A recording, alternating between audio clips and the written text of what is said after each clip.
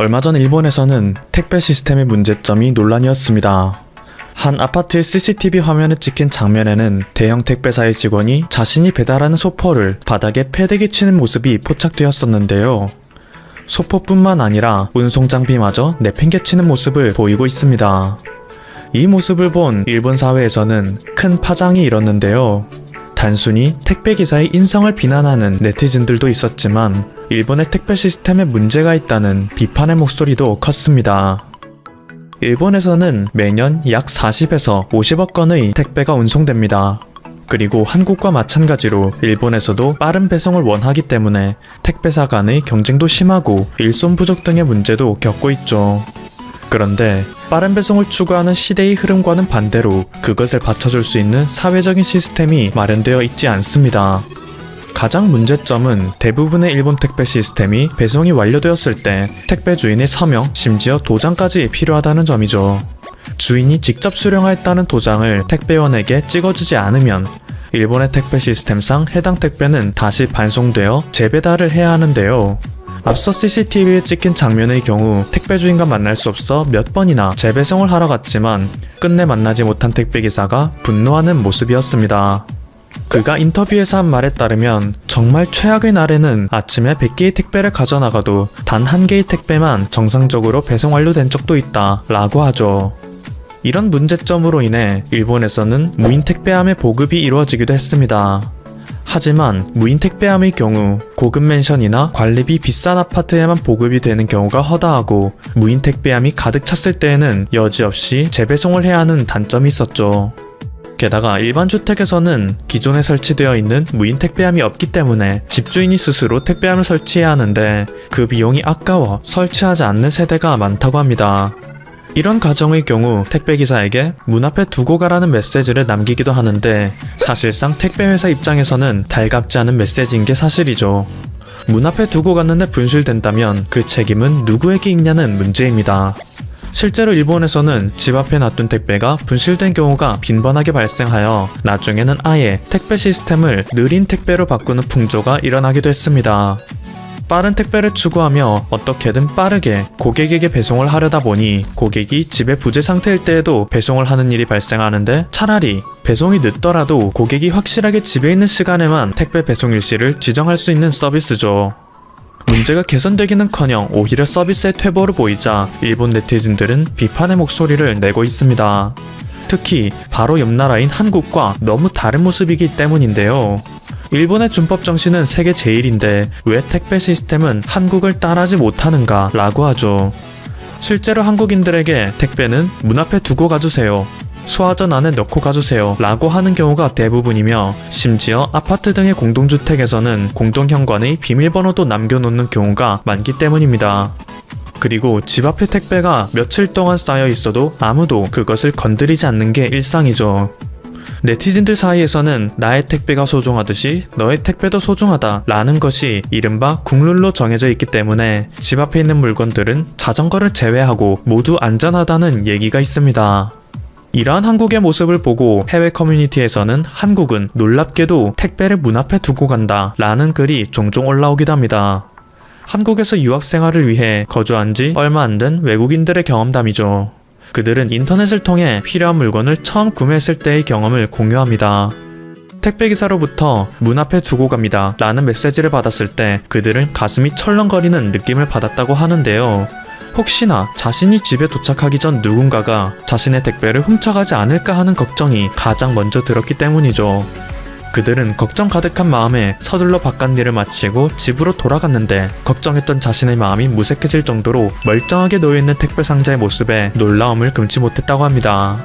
그리고 그들의 이웃집을 살펴봤을 때에도 하나 둘씩 집 앞에 놓여있는 택배 상자들을 보았고 그것이 며칠 동안 놓여져 있는 모습을 보고서는 경악을 금치 못했다고 하죠.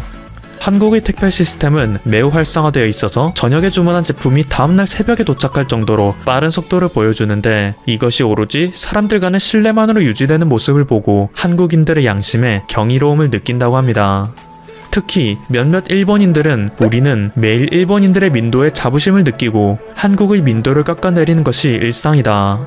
하지만 한국의 이러한 면을 볼 때마다 그것에 의문을 품게 된다. 진정으로 민도가 높은 것은 한국인들이 아닐까?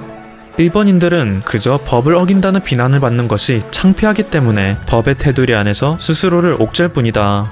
그 말은 법으로 정해져 있는 것이 아니라면 지키지 않아도 된다는 의식이 마음속에 깔려 있다는 의미이기도 하다 라며 자성의 목소리를 내고 있습니다.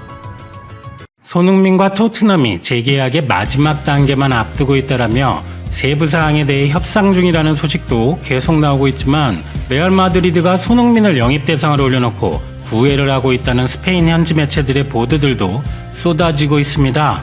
물론 이전에도 간간히 레알 마드리드, 맨유 등에서 손흥민을 영입하고 싶어 한다는 소문 같은 보도들도 간혹 있기는 했습니다만 은퇴할 때까지 토트넘에 남기를 손흥민이나 다니엘 레비 회장 모두가 바라고 있다. 2020년 안에 재계약이 마무리될 것이라는 무리뉴 감독의 희망은 보기 좋게 어긋난 상황인데다가 최근에 레알 마드리드 이적설은 다루는 매체들도 많고 좀 더 구체적인 내용들도 있어서 어쩔 수 없이 많은 팬들의 초미의 관심사가 되고 있습니다. 토트넘에 남아 레전드가 되는 것이 좋다는 의견들도 있고 지금 좀 흔들리고 있지만 세계 최고의 구단이라는 상징성이 있는 레알 마드리드 이적을 하고 챔피언스리그 우승을 달성해서 선수로서 최고의 정점을 찍는 것이 좋다라는 의견들도 많습니다. 박지성 선수가 국가대표로 출전할 때 소속팀 맨체스터 유나이티드 라는 선수 소개를 보고 전율을 느끼던 한국 축구 팬들은 소속팀 레알 마드리드 표기에 더해 거론되는 이적료나 현재 위상을 보면 레알의 핵심 선수로 활약할 것으로 기대되는 손흥민 선수의 모습은 생각만 해도 가슴이 뛸 것 같은 모습입니다. 물론 일각에서는 레알 이적설은 토트넘과의 연봉 협상에 지렛대로 활용하기 위한 에이전트 측의 엄플 아니냐는 추측도 있기도 합니다만 꼭 한국 팬들뿐만 아니라 심지어 시기의 반응을 보이던 일본이나 중국 팬들조차 현재 손흥민 선수의 폼은 전 세계 어느 팀에서라도 주전으로 뛸 수 있다는 평가이기 때문에 모든 축구 선수들의 꿈의 무대인 챔피언스 리그 우승에 매 시즌 도전할 수 있는 레알 마드리드로의 이적설은 축구 팬으로서 관심을 안 가질 수 없는 이슈죠. 최근에는 좀 더 구체적으로 손흥민 측에서 레알에 이적 조건을 전달했다라는 보도도 나왔습니다. 영국의 익스프레스는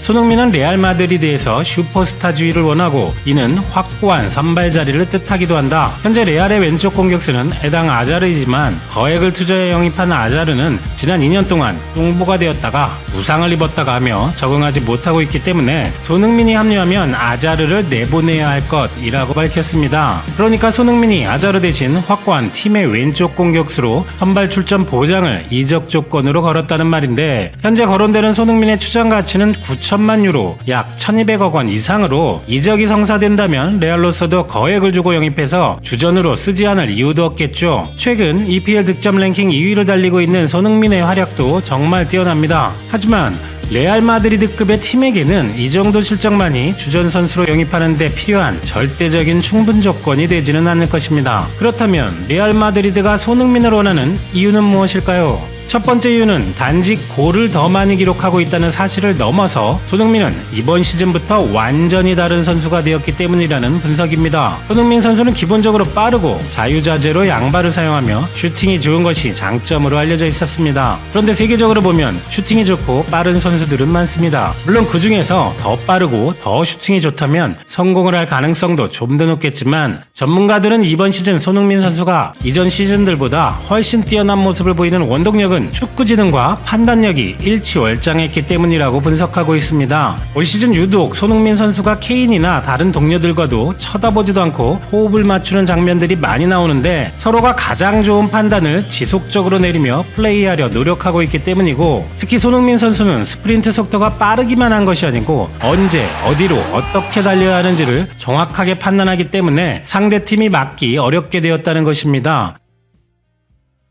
즉 빠르고 좋은 슈팅은 기본으로 갖추고 있는데 순간적인 상황 판단 능력, 어려운 상황이나 결정적인 상황을 맞이했을 때의 대처 능력이 몰라보게 향상되었다는 것이죠. 최근 영국의 인디펜던트가 20명의 세계적 골잡이들 중에서 손흥민 선수가 압도적인 골 창출 능력을 보여주었다는 결과를 발표했는데요. 이것이 바로 손흥민의 뛰어난 순간 판단력을 단적으로 보여주는 증거입니다. 여기서 XG는 기대 득점으로 번역할 수 있는데 선수들이 경기 중에 기록한 슈팅 상황에서 슈팅 위치, 난이도, 패스의 질 등을 통계적으로 산출해 분석합니다. 그러니까 상대 선수가 어디에 있고 어느 위치에서 어느 정도의 패스를 받았을 때 골이 나올 수 있는지 확률을 수치화한 것으로 XG가 높을수록 득점 확률이 높은 슈팅을 많이 시도했다는 것을 의미하며 실제 성공한 골수가 XG보다 많을수록 어려운 상황에서 골 결정력이 좋았다고 평가할 수 있는 것입니다. 손흥민은 2016년 8월 이후 61골을 기록하여 XG보다 44% 더 높은 득점을 만들어냈는데 XG가 0이라면 기대 득점은 42골인 것에 반해 19골이나 더 기록한 것입니다. 이 수치는 2위 해리케인, 3위 메시보다 2배나 높은 것이고 호날두, 레반도프스키는 XG 수치가 제로 부근에 있는데 골수는 더 많으니 그만큼 슈팅을 많이 때린 것이라고 볼 수 있겠죠.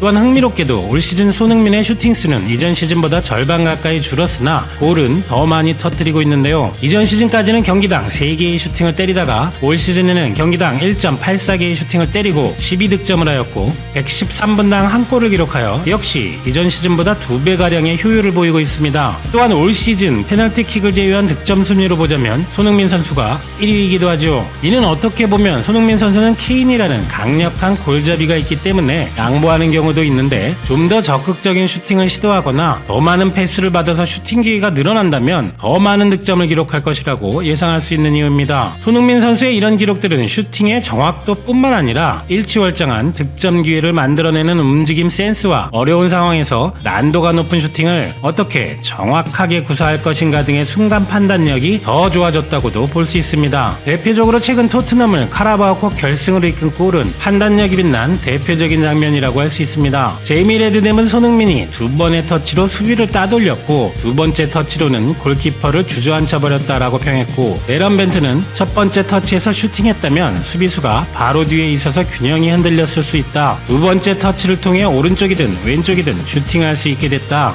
그래서 환상적인 마무리를 할 수 있었다라며 손흥민의 순간 판단력을 극찬했습니다. 푸스카스상을 수상한 버니전 골 역시 초장거리 단독 드리블 질주에 감탄하게 되지만 언제 어디로 스프린트를 시작할지 동물적인 시점 판단을 포함해 어느 타이밍에 슈팅할지를 판단하는 능력 모두 경기 이해력에 해당하는데 손흥민의 뛰어난 스피드와 정확한 양발 슈팅 능력을 완성해주는 것이 바로 이 판단력이라는 것입니다. 그리고 그것이 바로 손흥민 선수가 골도 많이 넣었지만 넣는 골마다 유독 멋진 골들이 많은 이유라고 할 수 있을 것 같습니다. 그런 결과로 손흥민 선수는 12월 아스날전의 환상적인 가마차기 골로 토트넘 이달의 골을 4달 연속으로 수상하게 되었습니다. 혼자 4달 연속으로 같은 상을 독식한 거죠.